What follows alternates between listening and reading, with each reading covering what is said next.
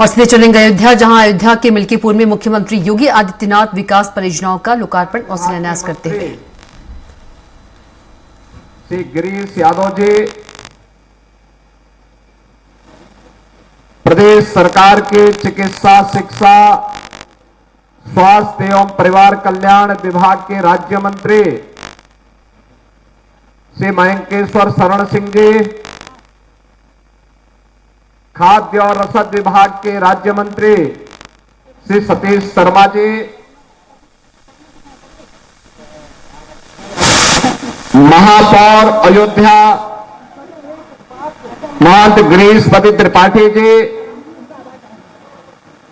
जिला पंचायत अध्यक्ष श्रीमती रोली सिंह जी,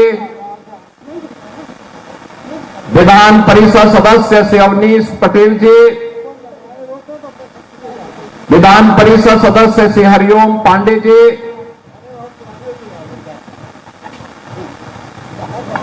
माननीय विधायक श्री रामचंद्र यादव जी, श्री वेद प्रकाश गुप्ता जी, श्री अमित सिंह चौहान जी, पूर्व सांसद श्री लल्लू सिंह जी, भारतीय जनता पार्टी के क्षेत्रीय अध्यक्ष श्री कमलेश मिश्र जी, जिला अध्यक्ष संजीव सिंह जी, जिला प्रभारी मिथिलेश त्रिपाठी जी, भारतीय जनता पार्टी के हमारे सभी पदाधिकारीगण, अयोध्या जनपद खासतौर पर मिल्कीपुर विधानसभा क्षेत्र से जुड़े हुए मेरे सभी उपस्थित बहन और भाइयों, प्रभु राम की पावन जन्मभूमि अयोध्या धाम के ऋषि मुनियों संतों की परंपरा से जुड़े हुए इस क्षेत्र को कोटि कोटि नमन करते हुए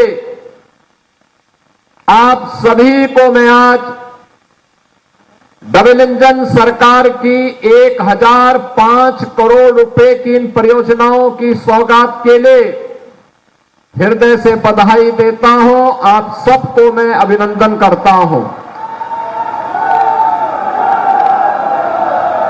बहनों और भाइयों, अच्छी सरकार होती है तो विकास लेके आती है, सुरक्षा लेकर के आती है, शांति और सौहार्द का माहौल बनाती है, युवाओं के लिए रोजगार की संभावनाओं को आगे बढ़ाती है, बिना भेदभाव के विकास के कार्यों को हर गांव गरीब के घर तक पहुंचाने का कार्य करती है, गरीब कल्याणकारी योजनाओं को बिना भेदभाव के हर गरीब तक, हर किसान तक, हर नौजवान और हर महिला तक पहुंचा करके उनके चेहरे पर खुशहाली लाने का कार्य करती है।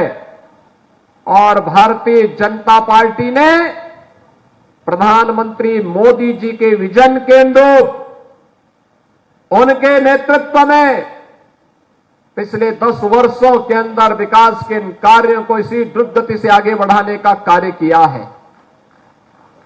बहनों और भाइयों, उत्तर प्रदेश आज जो विकास की दौड़ में देश के आर्थिक विकास का ग्रोथ इंजन बन करके उभरा है। याद करिए 2017 के पहले यही उत्तर प्रदेश भारत के विकास का बैरियर माना जाता था। उत्तर प्रदेश के नौजवानों के सामने, उत्तर प्रदेश के नागरिकों के सामने पहचान का संकट तत्कालीन सरकार ने खड़ा किया था। अराजकता उत्तर प्रदेश में चरम पर थी, विकास की योजनाओं में भेदभाव होता था, महापुरुषों का अपमान होता था।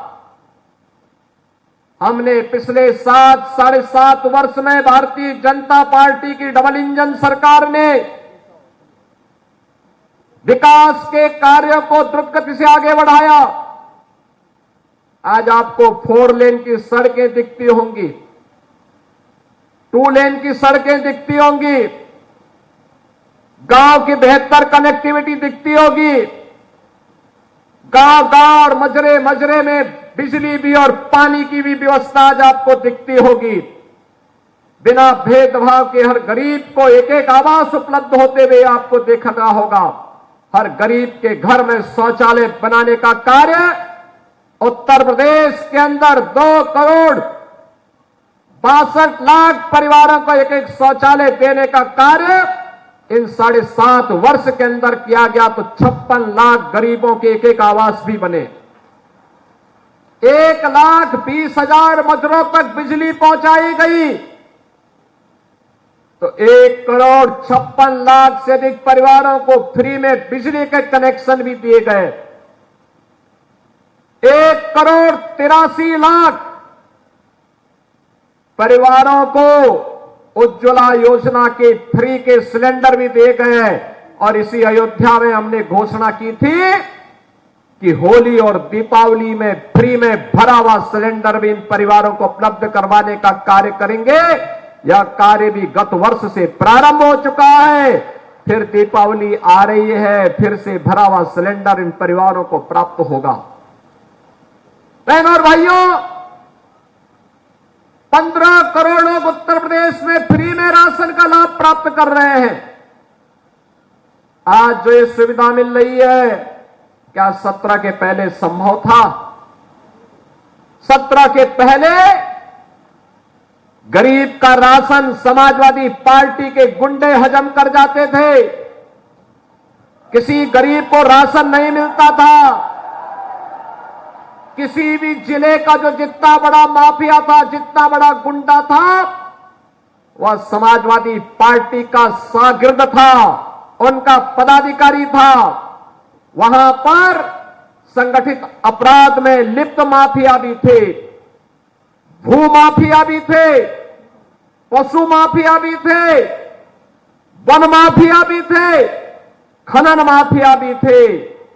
एक एक कोई भी माफिया किसी भी क्षेत्र का होगा, वह समाजवादी पार्टी से प्रदेश के अंदर जुड़ा हुआ था। और परिणाम क्या था? ये माफिया की पैरेलल सरकार चलती थी। बबुआ अपने घर के बाहर नहीं निकलता था। बबुआ 12 बजे सो के उड़ता था और प्रदेश की जनता पिसती थी। माफिया समानांतर सरकार चला करके अराजकता और गुंडागर्दी का एक और तांडव करते थे। दूसरी तरफ मुस्लिम तुष्टीकरण की हद को पार करते हुए पर्व और त्योहारों में भी इन्होंने किस कदर अराजकता फैलाई थी, किस कदर अराजकता फैलाई थी। होली हो या दीपावली, रक्षाबंधन हो या शिवरात्रि, रामनवमी हो या जन्माष्टमी, इन पर्व और त्योहारों को इन्होंने बैन कर दिया था। यहां तक कि जन्माष्टमी के आयोजन को थाना, पुलिस लाइन और जेलों में इन्होंने रोक लगा दी थी। कहा जन्माष्टमी में भजन मत गाओ, थानों में नहीं होने चाहिए। आयोजनों को इन्होंने रोकने का काम किया था, क्योंकि हरे रामा हरे कृष्णा की धुन कुछ लोगों को पसंद नहीं थी, इसलिए समाजवादी पार्टी इसको बैन करती थी। कांवड़ यात्रा पे रोक लगाते थे। और किस कदर की अराजकता थी। दुर्गा पूजा में अयोध्या का दंगा किसने नहीं देखा? देवकाली मंदिर में कैसे मूर्ति चोरी हो गई थी समाजवादी पार्टी की सरकार में। मुझे गोरखपुर से आना पड़ा था, मैं सांसद था, मुझे आंदोलन करने के लिए यहां अयोध्या आना पड़ा था। बहनों और भाइयों, एक तरफ यह अराजकता, ये गुंडागर्दी चरम पर। समाजवादी पार्टी की सरकार के समय गरीबों का राशन लूटते थे, गौ हत्या करवाते थे, गौ तस्करी ये लोग कराते थे, वनों के अवैध कटान कराते थे, जमीनों पर कब्जा करवाते थे। अराजकता चरम पर इनके समय में थी और आज भी समाजवादी पार्टी के नेताओं को वही दौरे याद आते हैं, कैसे जमीन पे कब्जा करते थे। आज जमीनों पे कब्जे हट चुके हैं। हमारी सरकार ने, डबल इंजन की सरकार ने 2017 में बनने के बाद एंटी भूमाफिया टास्क फोर्स बनाया। समाजवादी पार्टी के भूमाफिया और गुंडा ने जो जमीनें कब्जा की थी, 64,000 हेक्टेयर लैंड को इनके कब्जे से मुक्त कराया। तो जब गुर्गों से आप जमीन कब्जा मुक्त कराएंगे तो सरगना को तो परेशानी होगी ही होगी। और सरगना आज इसीलिए बार बार बोलता है कि अयोध्या में जमीन घोटाला हुआ है। अयोध्या से सीएम योगी को सुन रहे थे। इसी के साथ इतना ही। आप देखते रहिए स्वराज एक्सप्रेस। नमस्कार।